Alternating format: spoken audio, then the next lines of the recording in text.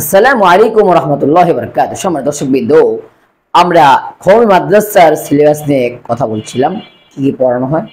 আজকে দেখেন আমরা একটা জিনিস শিখবো, বাচ্চাদের কোন জিনিসটা শেখানো হয়, যে ইসলামের ভিত্তি কয়টি। ইসলামের ভিত্তি হলো 5টি জিনিসের উপর। কি কি? প্রথমে হলো কালিমা, দ্বিতীয় হলো নামাজ, তারপরে হলো রোজা, তারপরে হলো হজ, তারপরে হলো যাকাত। তাহলে এই 5টা জিনিস হলো ইসলামের মূল ভিত্তি বা মূল স্তম্ভ। এই জিনিসটাই বাচ্চাদেরকে প্রথমে শেখানো হয়, যে ইসলামের ভিত্তি 5টি: কালিমা, নামাজ, রোজা, হজ, যাকাত। এখন কালিমা কি? কালিমা অর্থ আসলে কথা। কালিমা হলো কালিমা তৈয়বা, লা ইলাহা ইল্লাল্লাহু মুহাম্মাদুর রাসূলুল্লাহ, যে আল্লাহ ছাড়া কোনো মাবুদ নেই এবং হযরত মুহাম্মদ মুস্তাফা সাল্লাল্লাহু আলাইহি ওয়াসাল্লাম হলো আল্লাহ তাআলার রাসূল। এই কথাকে কি করতে হবে? মুখে স্বীকার করতে হবে এবং অন্তরে বিশ্বাস করতে হবে।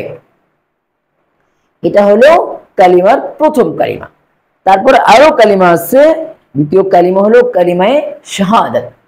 এই কালিমা আশহাদু আল্লা ইলাহা ইল্লাল্লাহু ওয়া আশহাদু আন্না মুহাম্মাদান আবদুহু ওয়া রাসূলুহু। অর্থাৎ এই কালিমার অর্থ হলো আমি সাক্ষ্য দিতেছি যে আশহাদু আল্লা ইলাহা ইল্লাল্লাহ, যে আল্লাহ ছাড়া কোনো মাবুদ নেই, ওয়া আশহাদু আন্না মুহাম্মাদান আবদুহু ওয়া রাসূলুহু, এবং আমি আরো সাক্ষ্য দিতেছি যে হযরত মুহাম্মদ মুস্তাফা সাল্লাল্লাহু আলাইহি ওয়াসাল্লাম হলেন আল্লাহ তাআলার রাসূল। তারপরে আছে আপনার আরো কালিমা আছে, ইমানে মুজমাল, তারপরে আছে ইমানে মুফাসসাল, তারপরে আছে কালিমায়ে তামজিদ, আবার কালিমায়ে তাওহীদ। যদিও আমরা 5 কালিমা বলে থাকি, কালিমা মূলত 6টা। তো আজকে আমি কালিমা 6টি কালিমা নিয়ে আলাদা একটা ভিডিও ইনশাআল্লাহ আমি মেক করতেছি। আজকে যে জিনিসটা বলতে চাচ্ছি, যে তাইলে ইমানের বিবরণ হলো কি কি, যে 5টা জিনিসের উপর ইমান আনতে হবে এবং এগুলো আমল করতে হবে। তাহলে হলো একজন মুসলমানের এই যে 5টি বিষয়ের উপর, ইসলামের যে 5টি স্তম্ভ রয়েছে, এই 5টি জিনিস জেনে এগুলোর উপর আমল করতে হবে, তাহলে একজন খাঁটি মুসলমান হওয়া যাবে।